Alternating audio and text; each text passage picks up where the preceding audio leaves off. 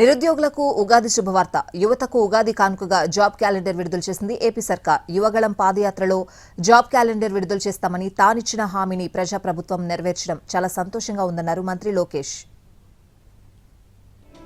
వివిధ శాఖల్లో 10,060 పోస్టులతో job calendar విడుదల చేశారు మంత్రి లోకేష్. ఇందులో స్కూల్ ఎడ్యుకేషన్ 3,004 పోస్టులు, హయ్యర్ ఎడ్యుకేషన్ 1,500 పోస్టులున్నాయి.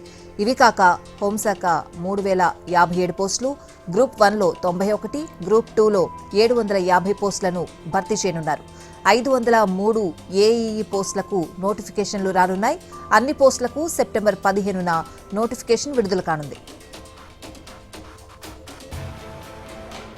వివిధ ప్రభుత్వ శాఖల్లో 10,060 ఉద్యోగాల భర్తీకి నోటిఫికేషన్లు ఏ తేదీన వస్తాయో, ఎన్ని ఉద్యోగాలు భర్తీ చేస్తామో ప్రకటిస్తూ జాబ్ క్యాలెండర్ విడుదల చేశామన్నారు లోకేష్. అలాగే నిర్దేశిత సమయంలోనే పరీక్షలు నిర్వహించి ప్రకటించిన అన్ని పోస్టులు భర్తీ చేస్తాం. సిలబస్ కూడా ముందుగానే ప్రకటిస్తాం. ఉద్యోగార్థులందరూ నైపుణ్యం పోర్టల్ నందు 1 టైం రిజిస్ట్రేషన్ చేసుకుని అలర్ట్ పొందొచ్చు. ప్రతి ఏటా ఉగాదికి ఉద్యోగాల ప్రకటన పండుగ ఉంటుంది. నా మాట నేను నిలబెట్టుకున్నానంటూ ట్వీట్ చేశారు లోకేష్.